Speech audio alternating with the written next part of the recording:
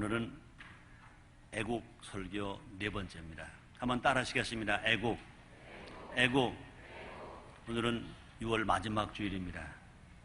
6월 한 달을 애국의 달로 정하고 매 주일마다 애국 설교를 했습니다. 사랑하는 성도 여러분, 6월 한 달 동안 애국하셨습니까? 대답을 못하네요. 어렵게 보지 마세요. 따라합시다. 나도 애국자다. 믿으시기 바랍니다. 주님 오시는 그날까지 애국 잃지 않고 우리가 말하고 살아야 할 것입니다. 우리 성도에게는 신앙심도 있어야 되고 애국심도 있어야 되고 효심도 있어야 됩니다. 어떻게 보면 애국심, 효심 다 합친 것이 신앙 안에 있다는 것입니다. 6월 한 달만 애국하는 것이 아니라 주님 오시는 그날까지 일평생 신앙심 가지고 애국심 가지고 효심 가지고 애국하는 애국자가 되어야 할 것입니다. 오늘 시대에 무엇이 애국일까? 무엇이 애국일까? 그 시대마다 시대가 요청하는 애국이 있습니다. 우리나라가 일본 사람들에게 35년 동안 나라를 빼앗겼을 때는 독립운동하는 것이 애국이었습니다. 55년 전 1950년 6월 25일 북한의 공산당들이 소련제 탱크를 앞장서고 선전포고도 없이 남침해 왔습니다. 그 당시에는 총을 들고 나가서 적군을 물리치기 위해서 공산당을 물리치기 위해서 싸우는 것, 이것이 애국이었습니다. 지금은 21세기입니다. 글로벌 경쟁 시대입니다. 지금 한국에서 애국은 어떤 것일까? 이 시대를 살아간 지금 우리에게 필요한 애국은 무엇일까? 세계적인 제품을 만들어서 많이 수출해서 돈을 많이 벌어오는 것, 그것도 물론 애국입니다. 또 세계적인 인물이 되어서 국위를 선양하는 것, 이것도 애국입니다. 그러나 그것만 애국이라면 애국자는 몇 명 없을 것입니다. 그것만 애국이 아닙니다. 이 시간 21세기 애국, 특히 대한민국 국민으로서 애국은 어떤 것인가 알아보자는 것입니다. 그래서 이 시대를 바른 길로 이끌어가는 애국자, 지도자가 다 되시기를 주 이름으로 축원합니다. 첫째로 도덕적으로 사는 것도 애국이다. 도덕 실천의 삶을 살아가는 것, 이것도 애국이다, 그 말인 것입니다. 도덕이 실종된 나라는 오래가지 못합니다. 그럼 도덕이 뭡니까? 도덕은 일륜의 대도, 그렇습니다. 또 도덕은 사람으로서 마땅히 지켜야 할 도리, 이것이 도덕이라고 그랬습니다. 그러므로 도덕을 어렵게 볼 게 없습니다. 근데 왜 많은 강대국들이 망하느냐? 무기가 없어서 망하느냐? 무력이 없어서 망하느냐? 물질이 없어서 망하느냐? 그렇지 않습니다. 도덕이 타락하면 망합니다. 로마 제국의 멸망 원인 중 하나가 뭐냐? 바로 도덕적 타락이었습니다. 지금 이 시대에 살아가는 우리가 정말 어떻게 살아가야 할까? 나부터, 불신자보다 성도들부터, 세상보다 교회부터 도덕적인 삶을 살아야 할 것을 성경은 우리에게 명령하십니다. 에베소서 4장 22절 24절입니다. 사도 바울이 에베소 교인에게 명령하고 가르쳐 준 말씀입니다. 너희는 유혹의 욕심을 따라 썩어져가는 구습을 쫓는 옛사람을 벗어버리고 우리 심령으로 새롭게 되어 하나님을 따라 의와 진리의 거룩함으로 지으심을 받은 새 사람을 입으라, 이렇게 말씀하셨습니다. 많은 사람들이 많은 일들을 많이 합니다. 그러나 우리가 분명히 성경으로 가르쳐 주는 것은 뭐냐? 어떤 일을 하든지 그 과정과 결과가 부도덕해서는 안 된다는 겁니다. 빌립보서 4장 8절입니다. 사도 바울이 빌립보 교인에게 한 말입니다. 정말로 형제들아, 무엇이든지 참되며 무엇이든지 경건하며 무엇이든지 옳으며 무엇이든지 정결하며 무엇이든지 사랑할 만하며 무엇이든지 칭찬할 만하며 무슨 덕이 있든지 무슨 기림이 있든지 이것들을 생각하라, 그랬습니다. 우리 속담에 그런 말이 있습니다. 윗물이 맑아야 아랫물이 맑지. 윗물이 맑아야 아랫물이 맑지. 우리가 그 속담을 계속하고 그 속담대로 따라가면 나라는 망할 수밖에 없습니다. 이렇게 말해야 됩니다. 따라합시다. 아랫물이라도 맑게 하자. 아랫물이라도 맑게 하자. 우리부터라도 나부터라도 맑게 살자. 맑게 살자. 그럴 때는요, 자기 자신에게도 희망이 있고 그 사회가 희망이 있고 나라가 희망이 있는 것입니다. 우리가 썩어져 가는 세상에 깨끗한 물을 흘려보내야 된다, 그 말인 것입니다. 썩어져 간 세상을 우리가 원망하지 말고 낙심하지 말고 불평하지 말고 우리 스스로가 작지만 힘이 없는 것 같지만 썩어져 가는 세상에 깨끗한 물을 흘려보내는 겁니다. 세월이 가면 언젠가 그 물은 깨끗해질 것입니다. 깨끗한 물이 흐르면 결국은 죽은 강도 살아나는 것입니다. 이 시대에 가장 절실한 도덕은 그럼 뭘까? 순결한 삶인 것입니다. 요사이 과거에 듣지도 보지도 못했던 단어가 막 나옵니다. 원조교제, 원조교제, 성폭력,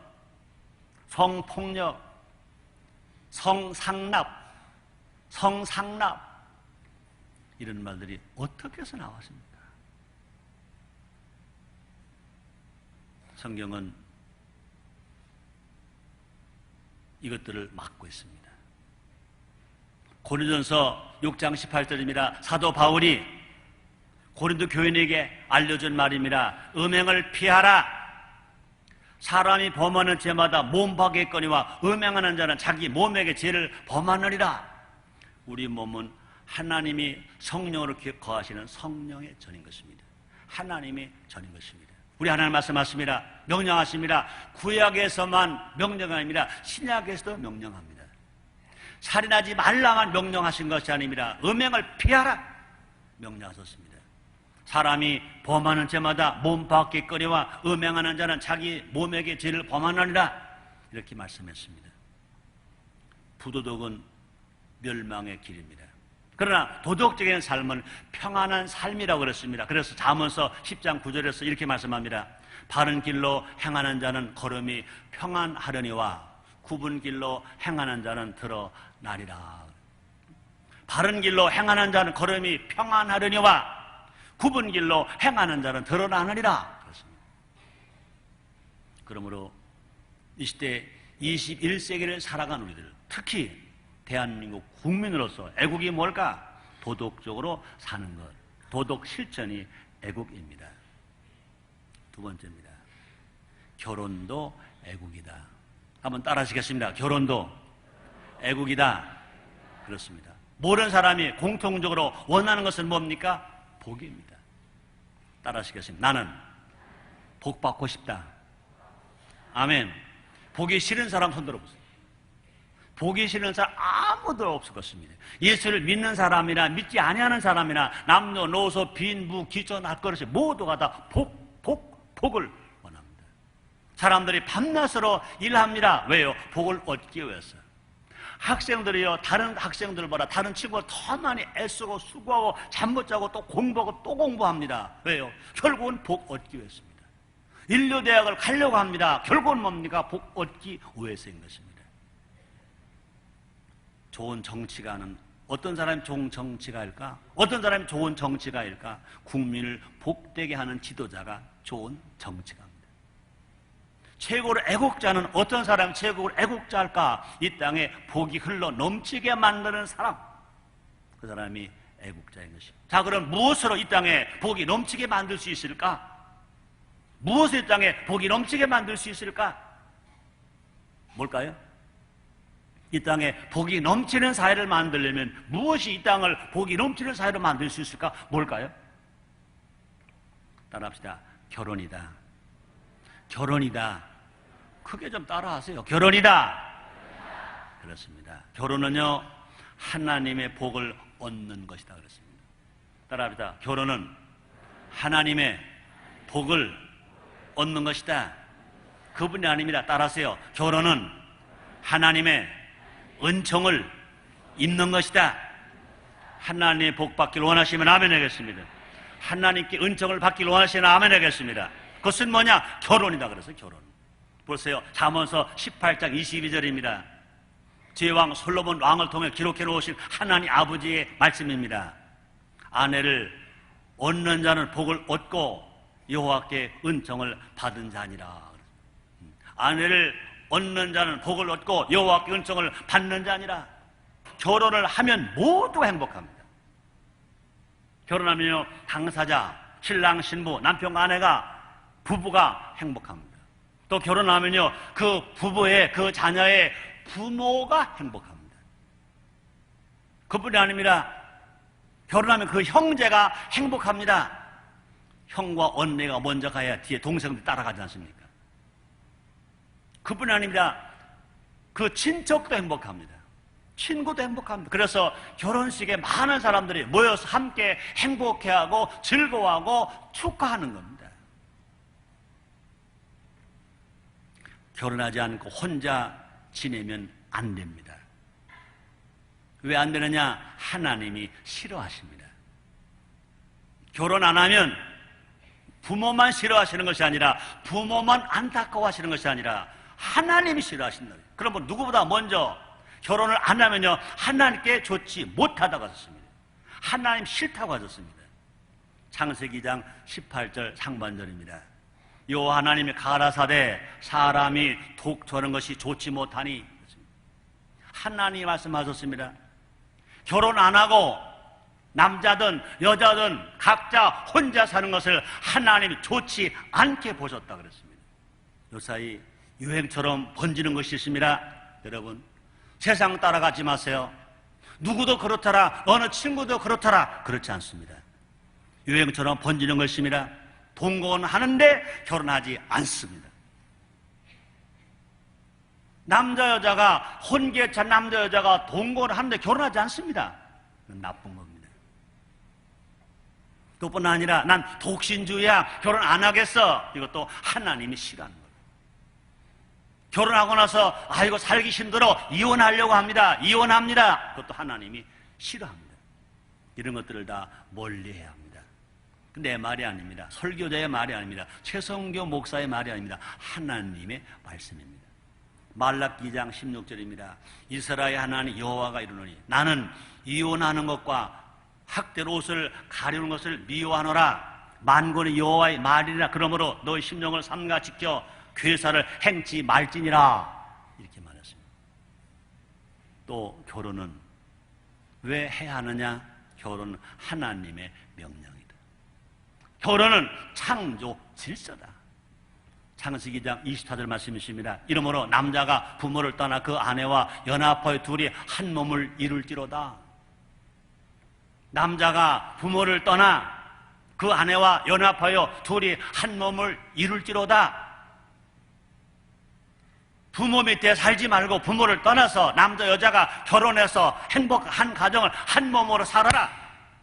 이것이 하나님의 명령입니다. 결혼해서 부부가 함께 할 때 기도도 속히 응답됩니다. 베드로전서 3장 7절에서 사도 베드로가 한 말입니다. 베드로를 통해서 하나님이 기록해 놓으신 말씀입니다. 남편 된 자들아, 이와 같이 지식을 따라 너희 아내와 동거하고, 저는 더 연약한 그릇이요 또 생명의 은혜를 유업으로 함께 받을 자로 알아 기억이라. 이는 너희 기도가 막히지 아니하게 하려 함이라. 우리 하나님께서 남편들에게 명령합니다. 첫째, 아내와 동거하라는 겁니다. 그 아내는 연약한 그릇이라는 겁니다. 또 뿐만 아니라 기히 여기라는 겁니다. 그렇게 할 때 그 기도가 막히지 아니한다는 겁니다. 그런데 지금 이 시대가 어떻습니까? 2005년 6월 16일 바로 열흘 전에 조선일보에 난 뉴스입니다. 따끈따끈한 뉴스입니다. 30대 40대를 조사했습니다. 첫째, 인생의 가장 중요한 것이 뭐냐? 그랬더니요, 첫째, 건강 44%, 두 번째, 돈 19%, 그 다음에 세 번째, 자아실현 14%, 네 번째, 가족 12%, 다섯 번째, 결혼 7%. 지금 최근에 조사된 남녀 30대, 40대 표본 조사입니다. 이런 조사 결과를 보니까 이 나라가 망하겠어요? 흥하겠어요? 여러분, 본질이 뭡니까? 결혼해서 가족과 함께 사는 건 본질입니다. 그 다음에 그 본질을 이루기 위해서 필요한 것이 뭐냐? 건강도 필요하고 돈도 필요하고 자아실현도 필요합니다. 그런데 본질이 지금 죽었다는 겁니다. 결혼 7%, 가족 12%, 건강 44%. 자, 보세요. 결혼도 하지 아니하고 가족도 없이 그 건강 가지고 뭐 하겠다는 겁니까? 그 돈 가지고 뭐 하겠다는 겁니까? 그 자아실현 가지고 뭐 하겠다는 겁니까? 결혼해서 건강한 가족을 위해서 건강도 필요하고 물질도 필요하고 자아도 필요한 사람이 본질을 흐트러지지 않게 살아간 사람 아닙니까? 더 놀라운 일이 있습니다. 앞으로 결혼할 거냐 안 할 거냐 물어봤습니다. 남자 12.7% 전혀 결혼할 생각이 없다 그랬습니다. 근데요, 보세요. 잘 들었어요. 여성 33.1%가 전혀 결혼할 생각 없다 그렇습니다. 100명 중에 11명은, 남자는 11명이 결혼 안 하겠다 그랬어요. 근데 100명 중에 33명은요 여자가 결혼 안 하겠다 그랬어요. 나 같은 사람 때를 잘 만났지. 그래도 내가 결혼했지. 앞으로 지금 고등학교 다니는 정도의 젊은 청년들은요, 앞으로 10년, 20년 가면요, 이야, 더군다나 지금은요, 성비가 안 맞습니다. 남자 100명에, 아니, 그렇습니다. 이 여성 100명에 남자는 120명입니다. 20%가 결혼 못 합니다. 근데 그뿐이 아니라 100명 중에 33명이 결혼 안 하겠답니다. 참, 나는 6.25 세대를 살았기 때문에 난 불쌍한 사람이라고 생각했더니 지나고 보니까 난 행복한 세대입니다. 난 결혼했거든요. 결혼했으니까 나는 애국자였어요, 애국자. 근데 100명 중에 33명이 여성들이 결혼 안 하겠대. 보통 문제가 아닙니다, 여러분. 세 번째입니다. 뭐가 애국이냐고요? 출산도 애국이다. 따라서요, 출산도 애국이다. 그렇습니다, 여러분. 북핵보다 대한민국에도 큰 위협이 있습니다. 그건 뭐냐? 저출산과 고령화는 핵폭탄입니다. 핵보다 더 심각한 어려움이 뭐냐? 저출산, 고령화 사회로 가는 겁니다. 우리나라는 세계에서 가장 낮은 출산율을 기록하고 있습니다. 세계에서 가장 빠른 속도로 고령화되어 가고 있습니다. 노인만 많고 어린이가 없는 사회를 상상해 보시기 바랍니다. 10년이 가고 20년이 가고 50년이 가고 70년이 가도 그 집에 아기 낳는 소리가 없고 아기 우는 소리가 없고 아기 기저귀 냄새가 없고 아기 젖 먹는 소리가 없을 때, 그 냄새가 없을 때 그 가정은 어떤 가정이냐? 죽은 가정입니다. 이대로 가면 여러분 정신 바짝 차리세요. 이대로 가면, 지금 추세로 가면 경제 파탄과 함께 국방력 저하로 그냥 누가 침공해 오지 않아도 자멸할 수밖에 없다는 겁니다. 전문가들은 뭐라는지 아세요? 출산율이 남자 여자 부부가 둘이 만나서 가정을 이루어서 출산율이 1명 이하일 때 국가 존립 자체가 위험하다고 경고하는 겁니다. 그런데 여러분, 우리 대한민국이 2002년도에 남자 여자 부부가 자녀 난 출산율이 평균 몇 명이냐? 1.17명. 3년 전에 통계를 봤을 때 부부가 자녀 난 수가 평균 1.17명. 부부가 평균 1명 이하로 떨어졌을 때, 출산율 떨어졌을 때 경제나 국방력으로 그 나라가 아주 존폐 위기에 온다는 겁니다. 혹시 그럴지 모릅니다. 내가 살아있을 때까지는 괜찮겠지 생각하면 큰 착각입니다. IMF는 2001년에 이미 대한민국이 급속한 고령화로 30년 안에 재정 위기를 맞을 수 있다고 경고했습니다. 2001년도에 30년 안에 출산하지 아니하고 고령화되기 때문에 한국의 심각한 경제 위기, 재정 위기를 만날 거다 그랬습니다. 얼마 전에 대한민국 보건복지부 장관인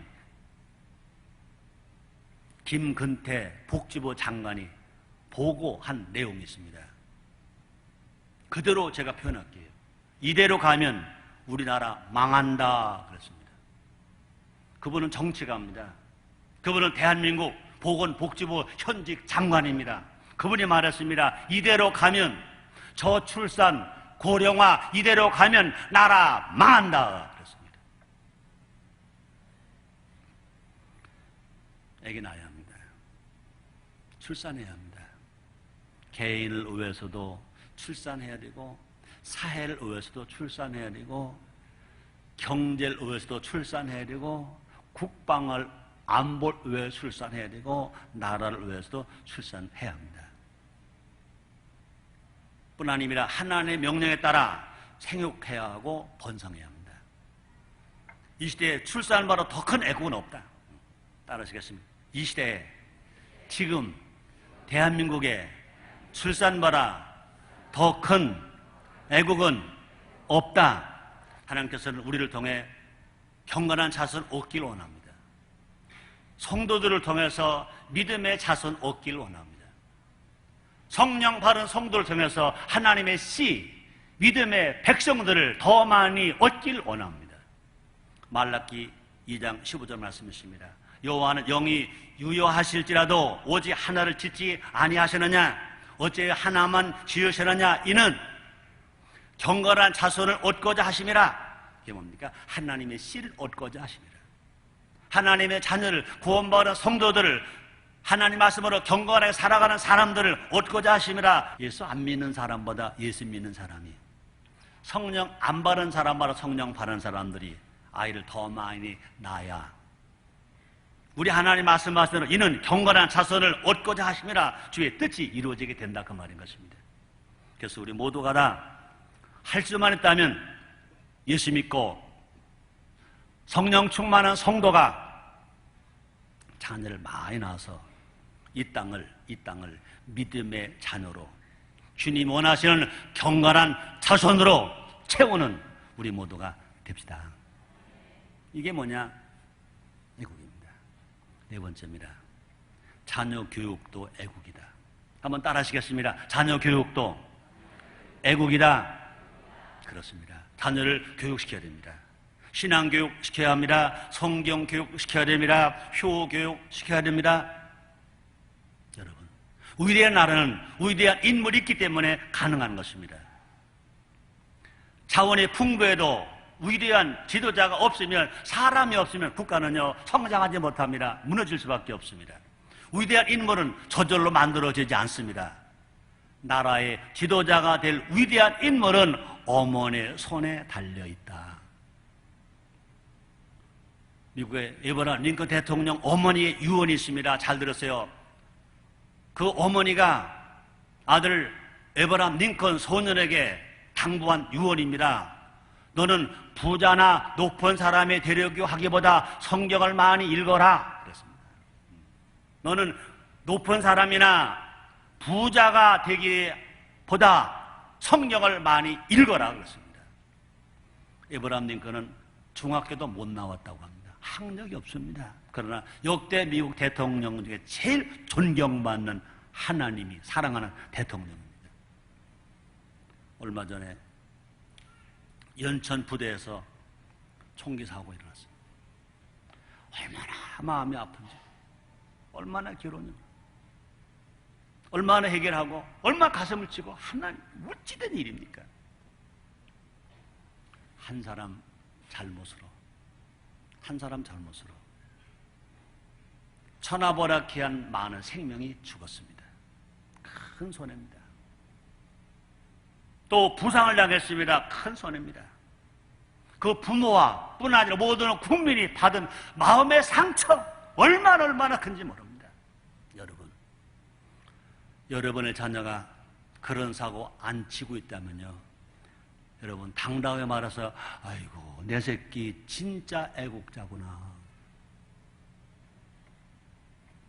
그러면서도요, 이런 말을 제가 해야 할지 모르겠습니다. 하나님께 감사한 것은 거기에서 그 같은 내무반에서 그 수류탄을 맞고 그 총탄이 그에게 쏟아지는데 살아난 군인이 있습니다. 순복음인천교회 9월 3교구 정기철 백춘희 집사의 아들 정영진 살았습니다. 그 방에서 살았습니다. 나는요, 그 새벽 기도할 때 그 복을 받고요, 뛸 것처럼 기쁘더라고요. 내가 그랬어요. 마음이 아프다, 참 아프다. 그러나 우리 사랑하는 우리 교회 청년 정영진 청년이 그 무서운 죽음의 현장에서 살아났다. 근데 본인에게 직접 들은 얘기가 아니라 부모에 통해 들려온 얘기는 그랬대요. 이제 수류탄이 터졌습니다. 수라장 됐습니다. 그 순간 그랬대요. 이건 적군이다. 적군이다 생각하고 적군 잡아야지. 그러고 벽에 탁 붙었대요. 적군을 공격할 태세라고 있었대요. 정영진 군은 뭐가 있어요? 애국심이 있지. 아멘. 애국심이 있죠. 애국심. 자기 생명만 살겠다는 그런 사람이 아니라 적군을 잡아내겠다는 그런 애국심이 그에게 있었습니다. 우리의 자녀들이 대한민국을 하나님의 나라로 세워 주실 것입니다. 우리의 자녀들이 대한민국을 바른 길로 이끌고 가게 할 것입니다. 위대한 하나님의 사람이 많은 나라가 과연 어떤 나라냐? 복된 나라, 건강한 나라, 부강한 나라인 것입니다. 부모가 자녀를 교육시킬 때, 부모가 자녀에게 신앙교육, 성경교육, 효교육을 시켜줬을 때 그들은 모두가 다 하나님이 복 주시는 자녀들, 위대한 믿음과 위대한 신앙으로 살아갑니다. 그런 사람 많은 나라, 그런 자녀 많은 나라가 결국은 복된 나라요, 건강한 나라요, 부강한 나라가 되는. 그러므로 그들이 결국은 애국자입니다. 애국자. 결론입니다. 2005년 6월 한 달을 애국의 달로 정했습니다. 하루 한 개씩 금식합니다. 회개하고 또 회복하기를 원하고 기도를 합니다. 애국 설교를 6월 한 달 동안 내내 했습니다. 애국 1, 애국 2, 애국 3, 애국 4. 살아가면서 중요한 것은 무엇을 했느냐가 아니라 어떻게 살았느냐입니다. 애국하며 삽시다. 애국하며 삽시다. 애국하며 삽시다. 애국이 건강한 신앙입니다. 아무리 예배드리고 아무리 기도해도 애국에 무관심하면 절대로 건강한 신앙 아닙니다. 자녀에게, 후손에게 애국심을 심어주는 것이 최고의 유산입니다. 애국하면 모두가 행복해집니다. 애국하면 나도 살고 너도 살고 너도 살고 나도 살고 모두가 살게 됩니다. 기도하겠습니다. 하나님 감사합니다. 6월 애국의 달, 애국 설교하게 하신 주님, 오늘 주님은 우리에게 말씀하셨습니다. 이 말씀이 들려지고 깨달아지고 실천될 수 있게 하시고 진실로 한국교회가 먼저 애국을 말하고 애국하는 교회들이 되고 성도들이 되어지게 주시옵소서. 예수님의 이름으로 기도드리옵나이다. 아멘.